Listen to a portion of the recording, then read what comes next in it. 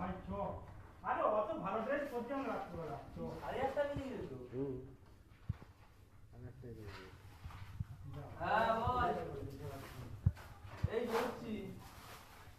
যাচ্ছি এখন ভিডিও করলে করলে ভিডিও করতে হ্যাঁ পরিষ্কার পরিষ্কার হবে না, এখন রাত। এই সব ফোন ফোন